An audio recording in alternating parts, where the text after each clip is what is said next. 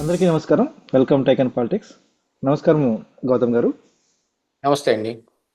Sir, తెలంగాణలో కేసీఆర్ని మించిన అంటే ఈయన లేడు, ఆ, ఏరు నాయకుడు లేడు, పాలకుడు లేడు అని చెప్పేసి అన్నారు. ఇంకా యాక్చువల్గా ఆయన చెప్పాలంటే నియంత లేడు. ఆ, అంటే తిరుగులేదు, ఇంకెప్పుడు ఆయన అధికారంలో ఉంటాడని చెప్పేసి అనుకున్నారు. అవును. ఆ, ఎక్కడ చూసినా అసలు అసలు పోటీనే లేదు అని చెప్పేసి అన్నారు. అనుకోకుండా 2023 ఎలక్షన్స్లో రేవంత్ రెడ్డి గారు బొటా మెజార్టీతో గెలిచారు. గెలిచిన తర్వాత కూడా కులుద్దామని చెప్పేసి టీఆర్ఎస్ నాయకులు కావచ్చు, లేదంటే బీజేపీ వాళ్ళు మరి తెలియదు, చాలా చాలా వినిపించాయి గుసగుసలన్నీ. లేదు, రేవంత్ రెడ్డిని దింపేస్తారు అది ఇది అని చెప్పేసి లోపల ఇంటర్నల్గా ఉన్న కాంగ్రెస్ పాలిటిక్స్ అది ఇది అని చెప్పేసి. అవును. సరే, దాని మీద తర్జన భర్జనలు పడ్డారు. తర్వాత ఇప్పుడు కాస్త కుదుటపడినట్టుగా ఉంది. ఆ, తెలంగాణ రాజకీయం కాస్త ఇంకా క్లియర్ పిక్చర్ వచ్చినట్టుంది. ఇంకా నాలుగేళ్ళు రేవంత్ రెడ్డి గారు అధికారంలో ఉంటారు, లేదంటే కాంగ్రెస్ ప్రభుత్వం అధికారంలో ఉంటుంది అనేసి. ఇప్పుడు రేవంత్ రెడ్డి గారు తీసిన బ్రహ్మాస్త్రమో లేకపోతే తెలియదు మరి, ఒక బ్రెయిన్ చైల్డ్లో తెలియదు, హైడ్రా అనేది. అంటే ఇంతకు ముందు నుంచే ఉంది, కానీ దీనికి కొత్తగా జీవో ఇచ్చి దీన్ని ఇంప్లిమెంట్ చేస్తున్నారు. అంటే మన దగ్గర చట్టాలు ఉంటాయి, కానీ దాన్ని ఇంప్లిమెంట్ చేయడం ఇంపార్టెంట్. ఆ ఇంప్లిమెంటేషన్ అవును. ప్లాన్ చేస్తున్నారు. అయితే అందులోన వీనికి ఆ, అధికారులను ఇచ్చి, ఎస్పీలను ఇచ్చి, తర్వాత పోలీసులను ఇచ్చి, కావాల్సినంత మ్యాన్ పవర్ ఇచ్చి కూల్చివేతలు అయితే కనిపిస్తున్నాయి ప్రజలకు. దాని మీద అంటే పూర్తి స్థాయి ఫలితాలు కాకపోయినా కూల్చివేతలు అయితే స్టార్ట్ అయ్యాయి గత వారం 10 రోజులుగా. ఎలా చూడొచ్చు అంటారు? ఇది ఇలాగే వెళ్తూ ఆల్రెడీ కొంతమంది కోర్టులు కూడా తలుపులు తట్టారు. ఇలాగే ఇందులో ఉన్న పెద్ద పెద్ద వాళ్ళు కూడా ఇందులో లిస్టులో ఉన్నాయని చెప్పేసి టాకు. అందులో ఒకటి నాగార్జున గారిది కన్వెన్షన్ సెంటర్ ఒకటి, అలాగే జాన్వాడలో ఉంటున్న టీఆర్ఎస్ నాయకుల ఫామ్ హౌస్ ఒకటి. ఏంటి వాటి మీద కోర్టులు కూడా వెళ్తారు. ఆల్రెడీ కేటీఆర్ గారు కోర్టుకు వెళ్ళినట్టుకున్నారు. సో ఆయన ఆ, సో 15-20 ఏళ్ళ తర్వాత హైడ్రా వచ్చి ఇప్పుడు కూల్చడం ఏంటి, అక్రమ నిర్మాణం అంటూ అని చెప్పేసి న్యాయస్థానం అడింది. అంటే 15-20 ఏళ్ళు అయితే ఒకవేళ అక్రమ నిర్మాణం అయితే సక్రమం అయిపోతుందా? అంటే ఇది హైకోర్టు అంటే వీటిని ఆలోచించిందా, లేకపోతే ఆలోచించకుండా చేసిందా తెలియట్లేదు మరి. ఆ, ఏంటి ఎలా చూడొచ్చు అంటారు దీన్ని? ఈ హైడ్రా ప్రజలకు మంచి చేస్తుందంటారా? దీని ఫలితాలు ఇప్పుడు కాకపోయినా భవిష్యత్తులో చూడొచ్చు అంటారా? ఇలాగే ముందుకెళ్తారా, లేదంటే కోర్టు గొడవలు అని చెప్పేసి ఆపేస్తారా? మీ విశ్లేషణ చెప్పండి సార్. అంటే యాక్చువల్గా అక్రమ నిర్మాణాలు కట్టేటప్పుడే కూల్చేసేయాలి. ఆడ కడుతున్నారని తెలిసినప్పుడే మరి అధికార యంత్రాంగం అంతా ఏం చేస్తుంటారు చెప్పండి. కట్టి అయిపోయిన తర్వాత వాళ్ళకి పవర్ సప్లై ఇస్తారు, వాటర్ సప్లై ఇస్తారు, వాళ్ళ దగ్గర మళ్ళీ ట్యాక్సులు వసూలు చేసుకొస్తారు, అన్నీ జరుగుతాయి. 10-15 సంవత్సరాల తర్వాత ఇప్పుడు వచ్చి అది అక్రమ నిర్మాణం అని చెప్పి కూల్చేస్తా ఉంటే మరి దీన్ని ఏం చెప్పాలి? అంటే మేము ఇప్పుడే ప్రభుత్వంలోకి వచ్చాం, మేము ఇప్పుడే అధికారంలోకి వచ్చాం, మేము ఎవరిని స్పేర్ చేయము అని అంటే మరి ఎంతకాలం జరిగిందో ఆ రోజు మీరు గొడవ కూడా చేయలేదు కదా. ఫలానా అక్రమ నిర్మాణం ఉంది అని మీరు విపక్షంలో ఉన్నప్పుడు గట్టిగా పోయి దాన్ని కోల్చాల్సిందని కోర్టు కన్నా వెళ్ళి ఉండాల్సింది కదా. ఇప్పుడు ఇది ఖచ్చితంగా ఒక రాజకీయ ప్రభావం కోసం జరుగుతున్న ఒక హై డ్రామా కిందనే చూడాలి. హైడ్రా కింద కాదు, హై డ్రామానే. ఎందుకంటే హైదరాబాదులో నేను గతంలో హైదరాబాదులో ఉన్నప్పుడు ఒక నేనున్న దాని పక్కన ఒక బస్తీ ఉండేది. దాన్ని యాక్చువల్గా ఇప్పుడు ఏమంటున్నారో తెలియదు కానీ అప్పట్లో బాగా నాటుగానే చెప్పేవాళ్ళు, లంబాడీ బస్తీ అనేవాళ్ళు దాన్ని. అలాంటి బస్తీలో అక్కడ దేనికి పట్టా ఇచ్చిన భూములు అనమాట అవి. అవి అక్కడ వచ్చి తాండాగా అప్పట్లో ఉన్న ఈ వీళ్ళు సొగాలీలందరూ అంటే ఈ లంబాడీలందరూ వచ్చి అక్కడ ఉంటున్నారో ఆడ వాళ్ళందరికీ ప్రభుత్వం పట్టాలు ఇస్తుంది. ఆ పట్టా భూముల్లో వాళ్ళే ఉండాలి, ఎవరికి అమ్ముకోవటానికి ఉండదు. తెలిసిందే కదా మన అందరికీ. ఆ పట్టాలని వాళ్ళు ఏం చేస్తారు, అమ్మేసుకుంటారు. అమ్మేసుకొని వాళ్ళు పోయి మరొక చోట ఆక్రమించుకొని అక్కడ కూర్చుంటారు. ఇక్కడ అన్ని అమ్ముకున్న వాళ్ళు ఏం చేస్తారు, ఇక్కడ వీళ్ళు ఇల్లు కట్టుకోవటం ఏదో ఒకటి చేసుకోవటం తయారు చేస్తారు. అప్పట్లో జరిగేది చెప్తున్నాను. ఇక్కడ పట్టా కొనుక్కుంటే కనుక మనకి చాలా తక్కువ రేటుకి వస్తుంది. అప్పుడు హైదరాబాద్లో ఉన్న ప్రైస్ కంటే తక్కువకి వస్తుంది.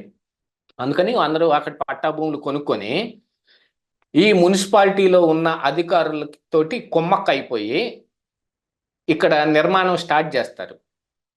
ఏ రకంగా నిర్మాణం స్టార్ట్ చేస్తారు అని అంటే గబ గబ గబ 3 ఫ్లోర్లకి పిల్లర్ల మీదే స్లాబ్ వేసుకుంటూ వెళ్ళిపోతారు, గోడలు కూడా పెట్టుకోకుండా. అంటే రా స్ట్రక్చర్. 3 అంతస్తులు కట్టేశానండి అని వాడు ఈ కట్టడం పూర్తయిపోయిన తర్వాత ఈ మున్సిపాలిటీ అధికారులకి ఇప్పుడు మీరు రావచ్చండి అని వాళ్ళకి ఇంటిమేషన్ ఇస్తాడు. వాళ్ళు వచ్చి నువ్వు ఇక్కడ అక్రమ నిర్మాణం కడుతున్నావని కేసు పెడతాను, నీ ఫైన్ వేస్తాను అని అంటారు. దాని మీద ఒక వ్యవహారం ఒకటి నడిచి ఇక్కడ ఆల్రెడీ అతను ఇంత కట్టుకున్నాడు కాబట్టి ఆ కట్టుకునే వరకు మీరు మెదకుండా ఉన్నారు కాబట్టి రెగ్యులరైజ్ చెయ్యండి అని అప్పట్లో కోర్టులు కూడా చాలా చెప్పినాయి. ఆ రెగ్యులరైజేషన్ చేసే దాంట్లో వాడికి ఫైన్ వేస్తారనమాట. ఫైన్ వేసి అక్కడ ఆ బిల్డింగ్ కట్టుకోవటానికి పర్మిషన్ ఇస్తారు. ఇక దాని తర్వాత వాటర్ సప్లై వస్తుంది, పవర్ సప్లై వస్తుంది, ఆ కింద ఉన్న ల్యాండ్కి వాడే ఓనర్ అవుతాడు. అన్నీ ఇలాంటివే జరిగాయి. ఇది గతంలో ఎప్పుడు నేను చిన్నప్పుడు హైదరాబాద్లో ఉంటున్న సమయాల్లో ఇది నేను స్వయంగా నా కళ్ళతో చూశాను. రెగ్యులరైజేషన్ అనే పేరుతోటి ఈ హైదరాబాద్లో ఇప్పుడు ఉంటున్న సోకాల్డ్ ఈ ఇది ఉంది చూడండి, హైటెక్ సిటీ చుట్టుపక్కల ఉండే ఏరియాలు మొత్తం అప్పట్లో ఖాళీగా ఉండే ఏరియాలు ఉన్నాయే, ఇప్పుడు బాగా ఎక్కువగా బలిసిపోయినాయి ఏరియాలు మొత్తం. మాదాపూర్, కొండాపూర్, గచ్చిబౌలి, పెద్ద పెద్ద షాపింగ్ కాంప్లెక్స్లు, మాల్స్ ఇవన్నీ రావటం. ఇక్కడ అంతా దరిదాపుగా పోరంబోకే ఎక్కువ ఉంటుంది. అన్ని చాలా అసైన్డ్ భూములే ఉంటాయి. వీటన్నిటిని రెగ్యులరైజ్ చేశారు. అసలు ఇలాగ అక్రమ నిర్మాణాలు పడగొట్టాలి అని అంటే హైదరాబాదు నగరంలోనే పడగొట్టాల్సినవి కొన్ని లక్షల ఇళ్ళుంటాయి. మరి వాటిని రెగ్యులరైజ్ చేసి వాళ్ళకి పర్మిషన్ ఇచ్చినప్పుడు వీళ్ళకి కూడా రెగ్యులరైజ్ చేసి ఫైన్ వేయండి, పర్మిషన్ ఇవ్వండి. లేదు మేము కూల్చే తీరతాం అన్నారనుకోండి, ఎంతకాలం కళ్ళు ఎక్కడ పెడితే కాకులు పొడిచాయా చూసుకోవాలిగా. మేము అధికారంలో లేము, అధికారంలో లేకపోయినా నీకు బాధ్యత ఉందిగా. ప్రతిపక్షంలో ఉన్నప్పుడు నువ్వు అరిచి గగ్గోలు పెట్టాలి, అక్కడ ధర్నాలు చేయాలి. ఏది కేసీఆర్ ఫామ్ హౌస్ ముందు ధర్నాలు చేయటానికి పోయారు కదా, కేసీఆర్ ఫామ్ హౌస్ని మేము చూసి వస్తున్నామని. ఎందుకు అవన్నీ చేస్తే ఏమవుతుంది, ఒక రాజకీయంగా ఒక మైలేజ్ వస్తుంది. ఆ మైలేజ్ కోసం కేసీఆర్ ఫామ్ హౌస్ మీదకి వెళ్తారు, వీటన్నిటి మీదకి వెళ్ళరు. ఇప్పుడు కూడా ఇందులో కూడా ఒక డ్రామా ఉంది అని చెప్పడానికి ఇంకోటి ఏంటంటే కారణం, వీళ్ళతోటి మిలాఖత్ అయిపోయే వాళ్ళు కానీ, వీళ్ళతోటి సంబంధాలు పెట్టుకునే వాళ్ళ కానీ, లేకపోతే వీళ్ళతోటి ఇంకా డీలింగ్ కుదుర్చుకునే వాళ్ళవి కానీ మిగిలిపోతాయి. ఇక డీలింగే కుదరదు అనుకున్న వాళ్ళవన్నీ కూలగొట్టేస్తారు అనే అపవాదు కూడా ఉంది ఇప్పుడు, అనే పుకారు ఒకటి నడుస్తూ ఉంది. అది ఎంతవరకు నిజం ఎంతవరకు అబద్ధం అనేది దాని జోలికి నేను వెళ్ళను. కానీ ఒక నిర్మాణం కట్టడం చాలా కష్టమైన పని. అక్రమో సక్రమో 15 సంవత్సరాలు బట్టి ఉంది. అది ఉన్నప్పుడు మీకు అది అక్రమ కట్టడం అని మీకు అనిపించింది అనుకోండి, ఫైన్ వేసో ఇంకొకటి చేసో రెగ్యులరైజ్ చేయండి. ఇక మీదట కట్టకుండా చూడండి. ఉన్న కట్టడాలని కూల్చటంలో ఏమాత్రం, ఒక ఇల్లు కట్టడం ఎంత కష్టమో పడగొట్టడం అంత ఈజీ. జగన్మోహన్ రెడ్డి కూడా అదే కదా చేసింది ఆంధ్రప్రదేశ్ రాష్ట్రంలో.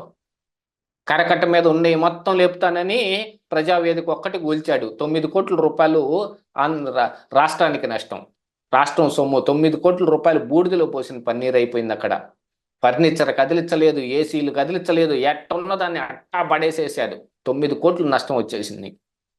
మరి కరకట్ట మీద మిగతా వాటిని కదిలించలేదే, ఎందుకు కదిలించలేదు అని అంటే వాళ్ళు ఇంతకు ముందు నుంచే కట్టబడి ఉంది కాబట్టి దానికి ఒక వెసులుబాటు ఉంటుంది. అప్పుడు మీరు సరిగా పట్టించుకునే కారణానికి ఇప్పుడు మీకు ఇంత దారుణమైన పని చేసే అవకాశం ఉండదు.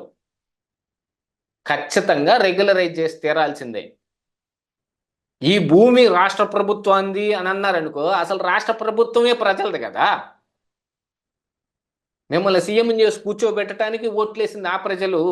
మీరు అక్కడ సీఎం సీట్లో కూర్చుని మీకు సెక్యూరిటీ కల్పించడానికి ఖర్చు పెడుతుంది ప్రజల సొమ్ము. ఇదిగో మేము ఇస్తున్నాం, రైతు భరోసా ఇస్తున్నాం, రుణమాఫీలు చేస్తున్నాం అని మీరు ఆర్భాటంగా ఏదో మీరే మొత్తాన్ని మీ ఇంట్లో ఉన్న సొమ్ముని తీసుకొచ్చి ప్రజలకు ఇచ్చినట్టు మాట్లాడుతున్న సొమ్మంతా ఆ ప్రజలది. ఈ భూమి మీద హక్కుదారులు ప్రజలు, మీరు కాదు. మీరు కేవలం కాపలాదారులు, మీరు ట్రస్టీలు మాత్రమే. అలాంటి ప్రజలు కట్టుకున్న ఇళ్లను కూల్చే అధికారం మీకు లేదు. తప్పు జరిగింది అనంటే ఫైన్ వేయండి. కంపల్సరీ కూలగొట్టాల్సిన అంత అవసరం ఏమొచ్చింది? పర్యావరణానికి ఏమన్నా నష్టం వచ్చిందా? ఏం జరిగింది? పర్యావరణానికి ఏమన్నా ఆటంకం వాటిల్లి ఇప్పుడు తెలంగాణ రాష్ట్రం మొత్తం అతలాకుతలం అయిపోయి వానలు పట్టడం లేదా? ఎండలు బాగా మండిపోతున్నాయా? కేవలం అక్రమ కట్టడాల మూలానే జరుగుతుందా?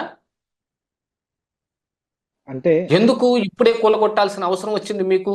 అంటే అంటే చెరువులన్నీ ఆక్రమించబడ్డాయి. చెరువు అంటే వర్షం నీళ్ళు ఎక్కడ పోలో తెలియదు. ఇట్లా కట్టుకోవడం వల్ల ఇప్పుడు తీసేసి కూల్చేసి మళ్ళీ చెరువుల్ని పునరుద్దామని చెప్పేసి వాళ్ళ ప్లాన్ కదా సార్. చెరువులు కట్టిన వైపు మాత్రమే పునరుద్ధరణ జరుగుతుందా? ఖాళీగా ఉన్న వైపు పునరుద్ధరణ జరగలేదా? జరగదా? చెరువుని ఆక్రమించి ఎక్కడైతే కట్టారా అని అనుకుందాం. ఆ కడుతున్నప్పుడు పట్టించుకోవాలి. ఆ రోజు ఎవరు పట్టించుకోలేదు, కానీ కట్టేశారు. 15 సంవత్సరాలు దాటిపోయింది. ఆ చెరువు ఇటువైపేనా? ఇంకా అటువైపుకి జరగదా?